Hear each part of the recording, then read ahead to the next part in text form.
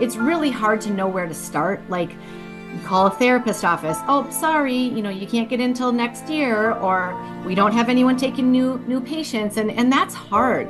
And then someone calls a therapist office and they get in 6 months. Well, who knows where they're at in 6 months? Like maybe they're through their issue, maybe they're worse. They don't know. So that's really hard and discouraging. Welcome to Not in a Huff with Jackson Huff, where we interview newsmakers, storytellers, and all-around interesting people. Sit back, relax, unless you're driving, and enjoy the show. Here's Jackson. Hello. I am Jackson Huff. This is Not in a Huff. Thanks so much for joining me. As always, really appreciate it. This week I'm speaking with Shaney Andler.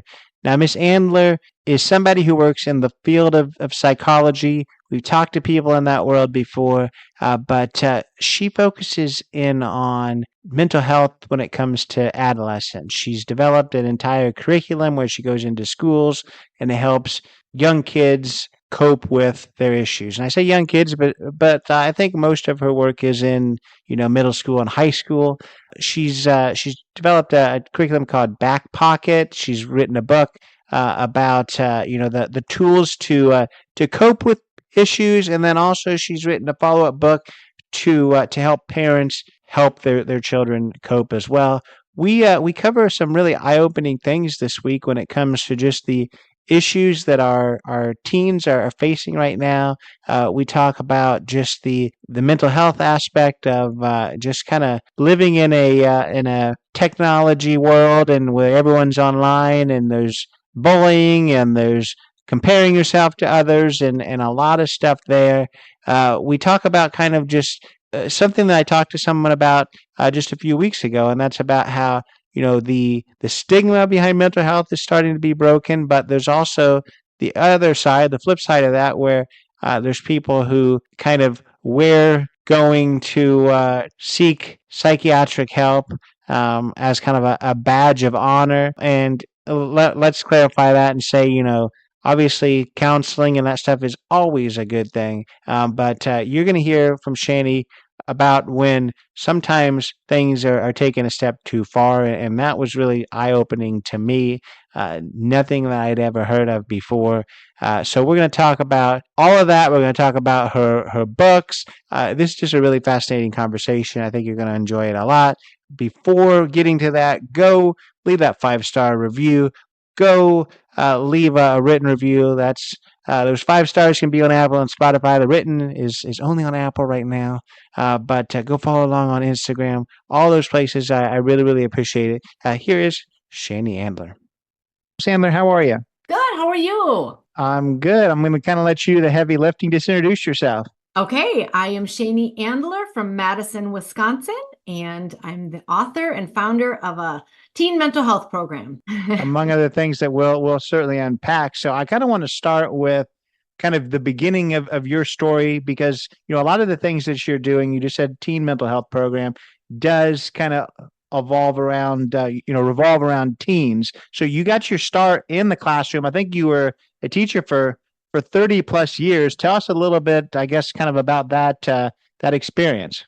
Yeah, so I guess I could start way back at the beginning. I was always that kid growing up that was like cheering, I guess you could say, for the underdogs.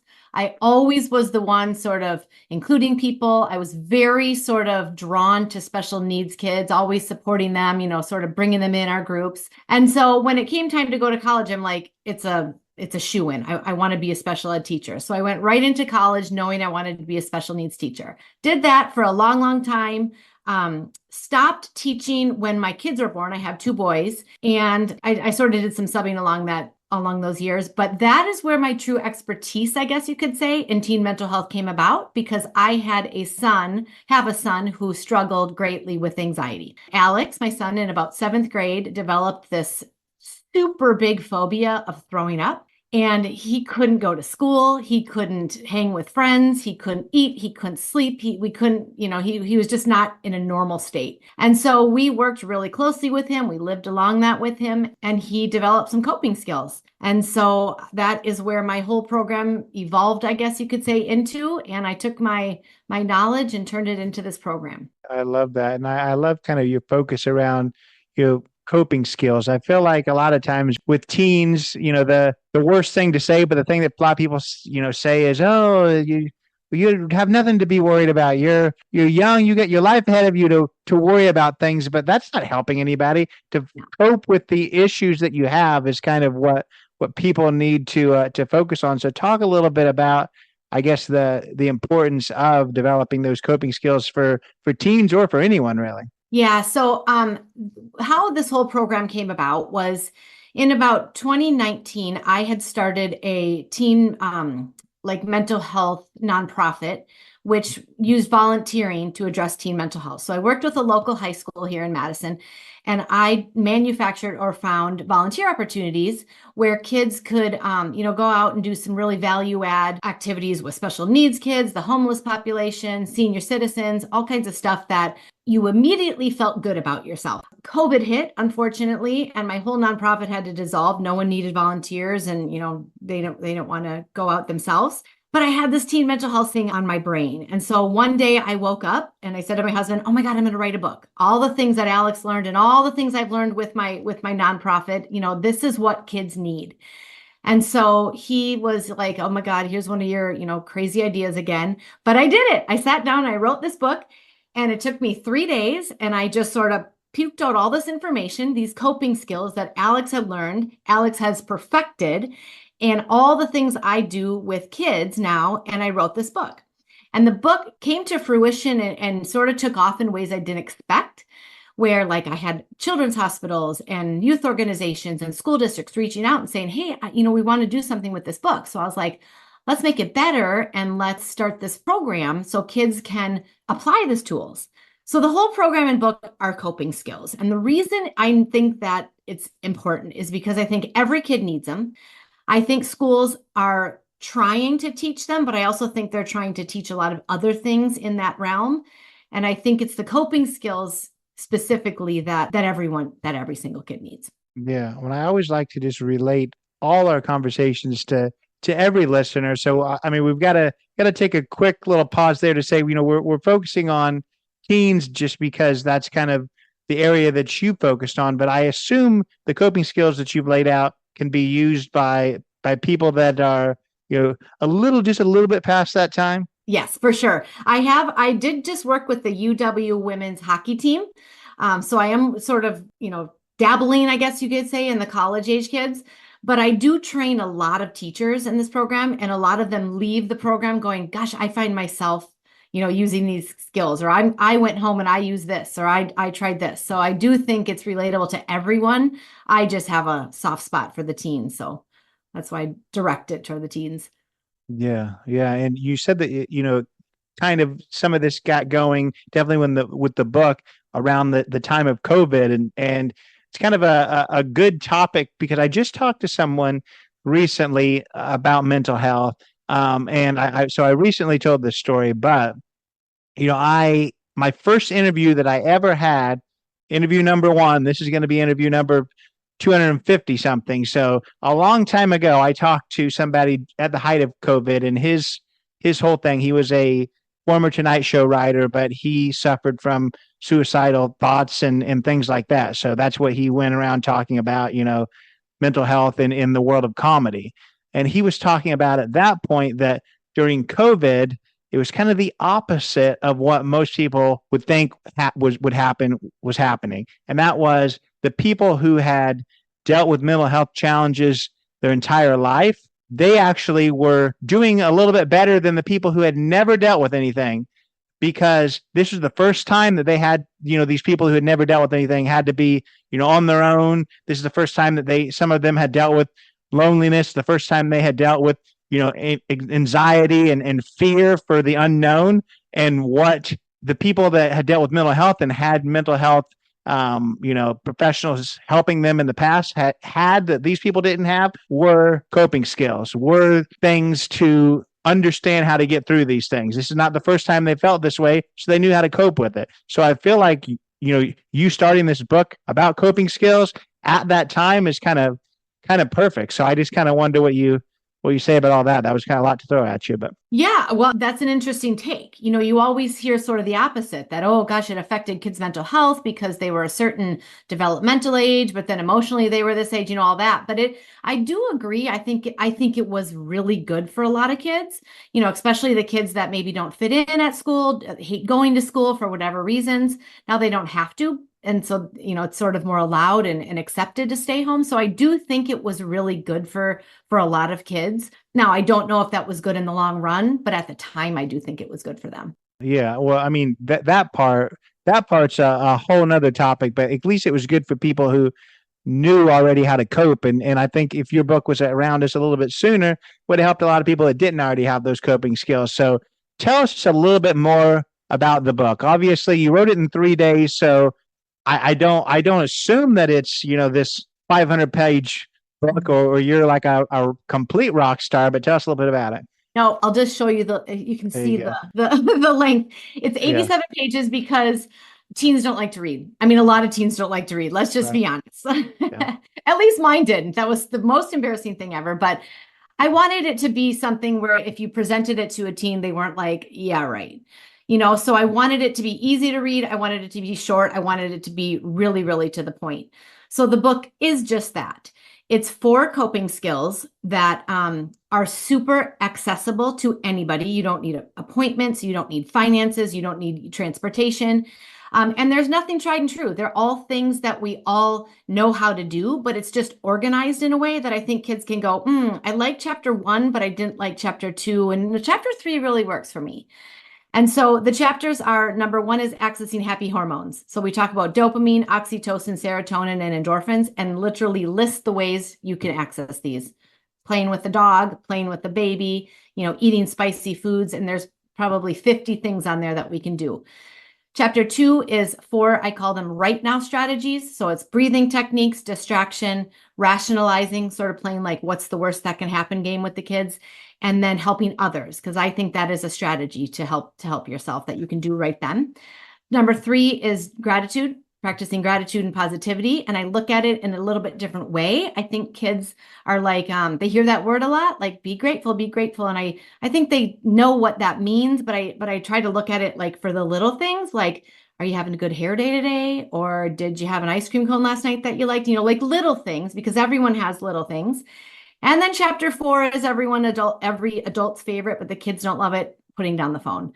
I had to put something about the phone in there because I think that's a huge contributor to the mental health. But I don't want to come at them like, don't be on the phone, don't be on your phone. I don't think that's good for them either. Yeah. So I mean, let's just touch on that particular chapter for a second. What angle are you coming with that from? Is it that, comparing yourself to everybody else's best pictures is going to create anxiety? Like what I guess what creates the issues around, people's reliance on their phones? Well, I think it's really important to look at 2 things. And I have just sort of my eyes have been open recently about, I read a book on phones from a kid's perspective. And it's really interesting to hear that perspective because they have, issues with friends if they don't get back to them in a speedy amount of time, or if they are kids that don't have a lot of friends at school and that's their social network, and if they can't be on their phone, they don't talk to anyone, so there are some situations. So I really want to address that and be sensitive to that with kids. But I do know that, and I give this statistic to kids are on their phones an average of 7 hours and 22 minutes a day, and that adds up to 111 days a year and 28 years of your life. So, and personally, I think that number is higher, especially in the summer months. But, I really want them to just, especially the older kids, just be aware of that and maybe try some little things, maybe try 1 day a week of putting it away for a half hour, just something as they get older to just be aware of it and know that there's a real direct correlation between phone time or screen time, I guess, and your mental health. Yeah, no, that makes a lot of sense. So, we just talked about the chapter that maybe the kids don't like as well. That's kind of a good lead into, you've been doing this program, you've been presenting it to people for a while now. So what's the reception? Has have the kids been receptive to this? Is it kind of an uphill battle, and once they crack open the book, that it's something that people find that it's beneficial to them, or what have you found there? I find that kids really, really want this information and they're seeking it. So in order to just sort of perfect my product, I've been teaching it for the last 2 years. I will go in classrooms or to groups of kids and teach it myself because I want to see it in person and see how I can tweak it, make it better.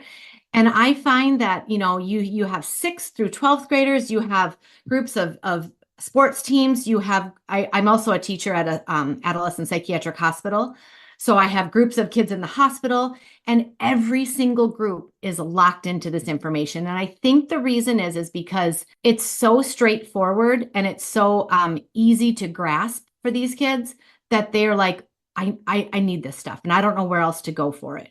I can go to the internet or the school or my parents and stuff, but it's so sort of nebulous, and they get all this different stuff from all over that I think they're like, give me something tangible. Give me something I can do to help myself. So the reception has been amazing. The hardest part about the whole thing is just getting into a school, to sort of have them believe in it and see the evidence and sort of have them vet it has been a really long process. But because of the resonation of kids, I'm going to keep at it. Yeah, no, absolutely. So do you find schools just say they don't necessarily have the time, or they just don't see the necessity, or where's the pain point there? If I were to look at one thing, it's budget. They just don't have available funds at that time. They always have to sort of review the budget year to year. But in schools, there's sort of a new subject, I guess you could say, called SEL, which is social emotional learning. And a lot of schools are adding this to their day-to-day content because so many kids need it. They have math, they have science, they have reading and writing, and they have SEL. And a lot of these programs are very, very, very involved. So they have 60 lessons for kids, and they try to teach every single personality trait that everyone needs, from leadership to compassion to resiliency to executive functioning to bullying to, all the stuff, which I always call it, we're trying to build the perfect human. And I don't think that's effective. I think by lesson 55, I think kids are like, oh my God, this is awful. So I think this one targets this coping skills and says, you know what, let's give them what they need. Let's give them what they're going to really grasp and equip them with these, because I don't know if every kid needs all those other skills. So that's just my take on. I feel like you're being generous. By lesson 55, I think they've completely checked out. So I want to know kind of, and this is a question that you presented to me ahead of time. So, I mean, where do you feel like mental health is today with adolescents? Where do we stand currently? The whole reason I started this program was because I don't think kids have coping skills. And a lot of people have asked me, what do you think it is? Why do you think there's so much teen mental health issues? And I have thought and educated myself on this. And I have come to the conclusion that I really think kids do cope with their phones. I think that's how they cope. They have a rough day. They have a bad situation. They stick their head in their phone. I think that makes their problems and their issues worse. I think it exacerbates it with, they go down a rabbit hole and they see something they don't like, or they get a text they don't like. So then what happens is, because they're not learning to cope with healthy things, that maybe even like calling a friend and processing a situation, or riding their bike outside, or doing something healthy, when they are faced with something in life that they need to cope with, they don't know how, and they spiral. And so we see kids come to the hospital that, they get B's on their report card and they attempt suicide. The one that sticks out the most to me, we had a girl come in, she couldn't find a prom dress in her size, and she took a bottle of pills, so like, no, that's a little dramatic, I know, but it's crazy things that make kids spiral. Yeah, for sure. And I want to kind of ask you, because every time I talk to anyone in the mental health world, whether it's a psychologist or anyone else, I always like to kind of ask about the stigma around mental health. And I'm especially interested in hearing your take on it, because, most of the time I talk to psychologists that are dealing with, adults, whether it's people kind of at the end of their careers or somewhere there, dealing with that midlife crisis or a lot of other things. We talk about there's been a stigma around mental health for a long time where mental health is not seen as just regular health. If somebody has a heart problem, we don't create a stigma around that. But when somebody says they have a mental health problem, people are like, oh, that's weird, which is something that I think is going away a little bit. So the reason that I'm interested in your thoughts, because almost all of them say it's slowly changing. It's kind of built into the fabric of the older generations, but the younger generations aren't building those same stigmas. So now that, that's kind of primarily what you deal with, that younger generation, are you seeing still a stigma around it or not as much? I think you're seeing a little bit of both. I do think you are seeing a stigma in some ways. I do think you all of a sudden think, oh my gosh, what's wrong with them? They were out for a week because of mental health. But I also think you're seeing something new in the sense that a lot of kids like their mental health issues and they sort of thrive in them and they don't want to get rid of them. They don't want to get better because that's their identity.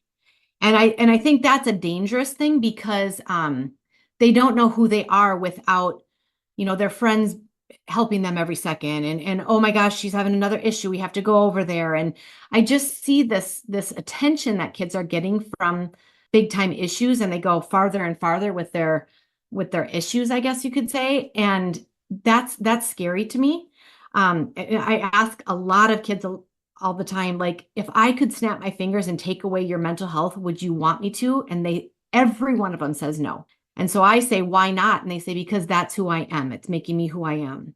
But then again, I also feel like some of them I talk to, and that's all we talk about is their mental health and how are you feeling and how are you doing? And I was like, can we just talk about normal teenage stuff for a while? Let's talk about something else. What do you like to do? Tell me about, did you eat something good this week? Something other than where you're at and how hard your week was. And so I don't know if the stigma is getting better or worse or different. Yeah, and that's what I recently talked to somebody about, where there is the opposite going on now, where people are, I guess, a little bit. I don't want to say it's cool, but it's definitely an interesting world that things have happened there. So I just wonder, I mean, how do you see that? Do you see that as, that's truly what people have made their identities as, is like you said, or is it more like, that's just another facet of somebody's mental health challenges that they struggle and desire that attention that it gives them? Yes, I think you're totally spot on with that. Like, if a kid is getting attention that way and likes that, that's a problem in and of itself. They're obviously needing attention for some reason. But, how far will they go to get that attention? We have a lot of kids being discharged from the hospital that want a new fresh bracelet, fresh hospital bracelet, so they can wear it to school the next day and, show all their kids, look where I was last night. I was at the psychiatric hospital, so it is sort of a badge of honor. And so, like, you do have to feel bad for those kids because that's the only way they can sort of stand out and get the attention they're seeking. I'm rarely left speechless, but I don't even know how to respond to that. That's very, very. I mean, that's just alarming. I feel like that's almost the opposite now than the question that I asked you, as far as, is there a stigma around it? I feel like it's.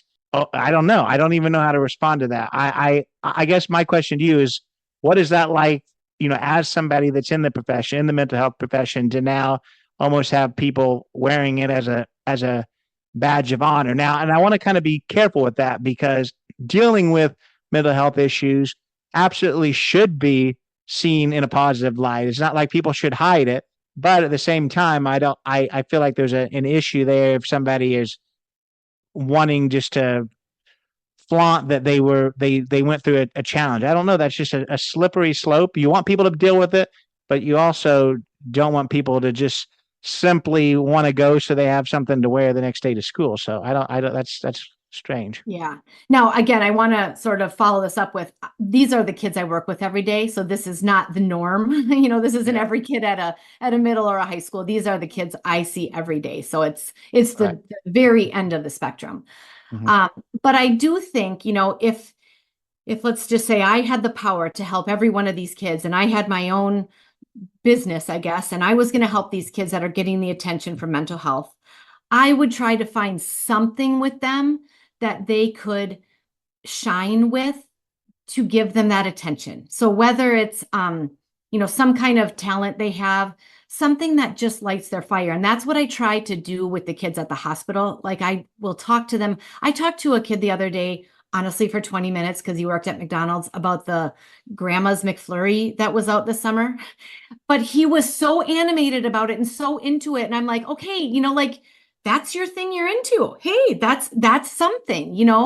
So I really want to find something with these kids that lights them up besides mental health, some way they can get attention. So that would be my sort of like dream and my passion. If I had my own like mental health clinic, I would focus on passions for kids.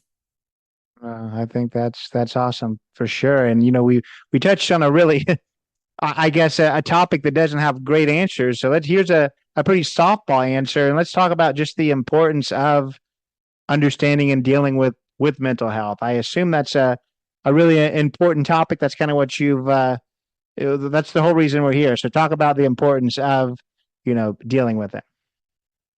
Well, I mean, it's like you said before. I think it should be just as important as physical health. Mm. But I also think it doesn't have to be as scary and dark as we think it is. So a lot of times with my program, when I am done teaching it, I say to the kids, what did you think when your teacher came to you and said, hey, we're going to do this mental health workshop in school? Or what did you think when your coach came to you? What did you think this was going to look like? And they all say, oh gosh, we thought we were going to sit in a circle and talk about our problems and talk about deep, dark things. And I sort of make it fun in a way. Like it's really engaging, and we're vulnerable a little bit, but we take it in a light way, because not everyone that's out of shape needs heart surgery. Like we don't have to go to that extreme. So everyone that has like mental health issues, anxiety, even depression, is not suicidal or going to have to be in a psychiatric hospital. So we can just sort of lighten it up a little bit. And what was the word I heard the other, like democratization of it, like just sort of like chill out on it a little bit. And that's sort of a message I would love to get to kids. Like, you're having this stuff super normal. You'll get through it. Like there's things you can do to help yourself, things you can learn to get better, but you'll get through it. It's very normal. Yeah, and I mean, again, to kind of relate it to the average listener, I think there's plenty of people listening that do have kids that this is a really powerful thing. But I wonder, how do you think using the coping mechanisms that you've laid out, how would we fit it into the adult world? How would we fit it into the people who the parents of these kids? Yeah, now they've got the kids this book, and the kids are doing a great job, but now maybe mom doesn't even know how to cope with things. So how can people use your tools to help themselves as well? Well, you want to know something great, Jackson? Sure. My second book just came out. It's almost like I knew that, huh? Back Pocket for Parents just came out last week. So it is the same skills, the same, super tried and true skills for parents. So it is a book I wished I had when Alex was struggling, because we were like, oh my God, what do we do? Do we yell at him? Do we add humor to this? Do we ignore it? Like, I don't know how to deal with this. And we were learning along with him. And then he got on that hamster wheel and couldn't get off. Like, we could not get him off that. So if parents can sort of equip themselves with tools like I'm ready to, if my kid comes home and they're struggling a little bit, they're withdrawing, I'm noticing some things, they're not wanting to go to school, I know how to help them and sort of be proactive. That's my big dream for this whole program. I wish this could be taught like in 6th, 7th grade, so kids can learn it proactively. And so let's practice these skills in 6th grade. Let's practice them in 7th, 8th, 9th, 10th, 11th, 12th. And then maybe, just maybe, they have them so perfective that they can pull them out at any time. And same with parents. If they sort of work on them and teach themselves and learn them, then maybe they can help their kids if they need them. Yeah, I did know about that book, but my question about it was, is it, creating tools in order to help your kids, or is it creating tools that can also help you? That's what I wasn't sure about. It's a little bit of both. It's a Mhm. little bit of both. So it's talking about the phones and it's talking about how to help your kids with it, but then it's also saying you got to do it too. You know, if you're making your kids put down the phone at 10 at night, then you do it too. So it's sort of a little bit of both. You know, like here's some ways to distract yourself because and I talk a lot about Alex. When we went through it, it was awful. It was an awful time. I hear ya. You know, this is what we did to sort of help ourselves get through it. So it is really messages to parents, messages of hope. You know, someone called it a nugget of salvation the other day. So like it's just messages of hope and like here's some ways to get yourself on the right path. How does how does Alex feel about all this? I assume that you share his story, so I assume that you've got his blessing about all that. But he kind of created a whole movement with you. You've taken it at least around Wisconsin, but hopefully nationwide because of a of an issue that he struggled with. That has to be kind of powerful, rewarding for him. If it isn't yet, he'll soon figure it out. Yeah. You know, I felt weird about it at first because I was sharing so much. And so I constantly say to him, Alex, if you ever, don't like this or you feel uncomfortable, I will stop. Like I don't want to expose and just be in people's face using something you don't feel comfortable with. But he's like, absolutely not. If I can help anyone through this, I would. Alex went to college at Iowa, University of Iowa, and got a business degree, which he's not going to be using now, which that's a whole nother story. He wants to be a teacher. So he called me the other day and I said, I want to be a third grade teacher. So who knows, how that came about, but he's just one of these people that loves to help other people. Who knows, maybe it was because of his own struggles, but he's all for it. I love that for sure. I do a great job of talking all about these books and then a terrible job of actually saying what the books are called. Tell us again what your two books are called and how people can pick them up. First one is Back Pocket, Tools for Teens to Nurture Their Mental Health. And then the second one is Back Pocket for Parents. So you can sort of remember Back Pocket and Back Pocket for Parents. And they're both on Amazon. Both on Amazon. Yeah. So, when anytime I talk to people who have really powerful things to talk about. It's not just an easy progression through somebody's life. I'm not the perfect interviewer, so I always like to ask: is there anything that we haven't covered that you really want to make sure that people hear? It like depending on the audience, but if there's someone out there that's struggling, try not to get discouraged. I know that's very much easier said than done, but I know it's really hard to know where to start. Like you call a therapist office. Oh, sorry, you can't get in till next year, or we don't have anyone taking new patients. And that's hard. And then let's just go that route. Someone calls a therapist office and they get in 6 months. Well, who knows where they're at in 6 months? Like maybe they're through their issue. Maybe they're worse. They don't know, so that's really hard and discouraging. So I think just knowing that you're not alone, I think is a really good message to send to people, like that's the way life is. In my workshop, I have kids take their phones. I know that's sort of contradictory to what I'm trying to teach, but I had them take their phones and go in a hallway all alone, like independently, and video record themselves for about a minute. And I say all your problems into your phone. You're not going to have to share it. You're not going to have to tell anyone, but just say everything you're worried about, everything going on, and don't hold back because no one's going to see this. And then watch that video next week, next month, and maybe even next year. And you probably will laugh at some of those things or be like, oh my God, I was worried about that.